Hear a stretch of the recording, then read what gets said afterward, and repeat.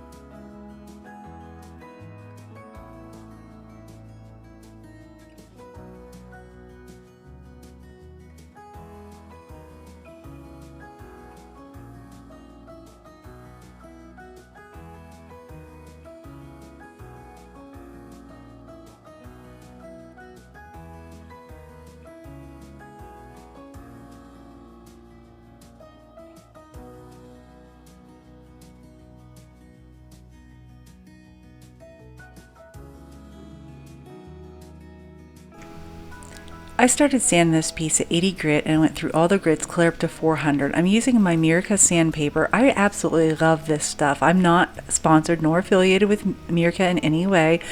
I just really love this product. And you know, I've used a lot of sandpaper since I started in my 3.5 years of turning. And this stuff here is by far my favorite. I get so much more uses out of it. Yes, it is kind of pricey, and that's just my personal opinion. But in the long run, I think you're getting more sanding time out of a piece of this versus regular sandpaper. Like I said, that's just my personal opinion, but if it was up to me, this is the only sandpaper I think I would ever use. That's how much I like this product. Alright guys, I really hope you guys are enjoying this video so far. If you are, don't forget to give me that thumbs up and leave me a comment and let me know what you think. And if you're new to my channel and you made it this far, please consider subscribing and hit that notification bell so you never miss out. Enjoy the rest of the video, guys.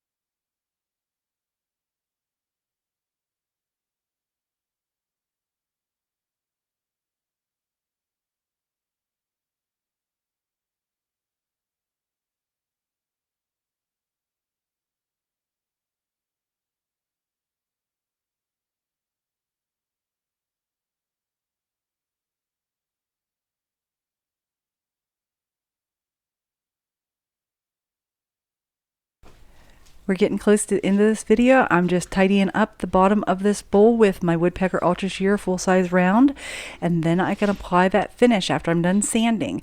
And I sanded from 80 to 400 grit. After I was done with that, I did blow it off with the air hose and wiped it back with denatured alcohol. And I'm using Waterlock satin finish on this bowl. I used on the first coat, I used a liberal amount of this, and then I just let it sit for 24 hours. I did not touch it. That was the mistake I made before. I will discuss that at the end of this video, so please stick around for that, as well as glam shots.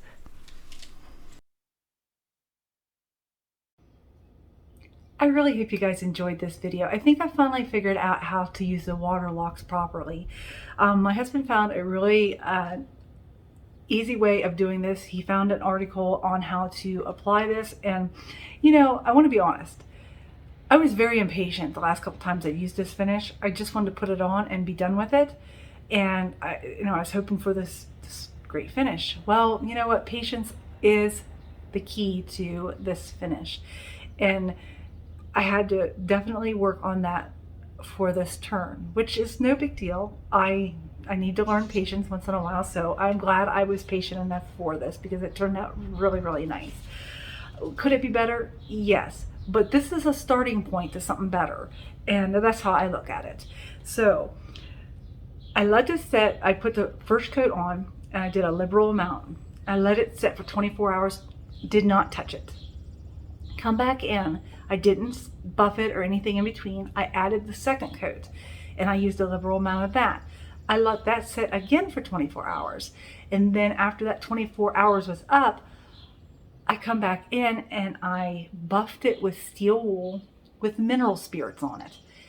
And I'm telling you what, it made all the difference in the world. And then after I was done with the mineral spirits, because it was kind of, it wasn't shiny, I come back in with just a regular shop towel and buffed it, you know, finished buffing it with that.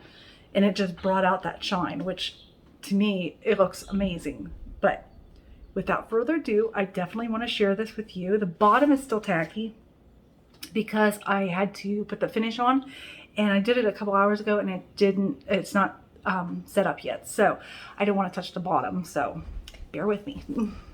So here it is. There's the inside. The bottom could be better. I don't know if you could see, you can see a little bit of lines in there, but other than that, it's perfect. I had a couple little cracks right here, and I filled it with black Star Bond medium thick, and there is a coupon code in the video description. If you're interested in Star Bond, please feel free to use that coupon code. But doesn't it look like a paint mark, like somebody used a paintbrush and just brushed that wood grain? I love it. I think it's beautiful. This rainbow poplar is just extraordinary wood, and I love turning it. It has so much beautiful character in it. And there's the bottom. And you can see it's still wet, but I couldn't put my logo in the center, so I put it right there because I wanted to embellish the bottom a little bit on that. And you know, when I turn bowls and stuff, my bowls are available, so if you're interested in them, all you have to do is just shoot me an email and we'll figure it out. But yeah, you let me know in the comments what you think of this bowl and this turn. I hope you guys have an amazing weekend. I will see you back here next week. I know with the warm weather, I just want to be outside. I've been spending a lot of my time outside lately, working in my flower beds. I'm taking everything out of my flower beds and I'm redoing them. So I plan on making it low maintenance because I have no time to do flower beds. In the last couple of years, they have looked pretty rough because my focus is on wood turning and YouTube and, you know, my kids and all this stuff, and I just didn't have time for flower beds. So that's my off camera, that's what I'm doing.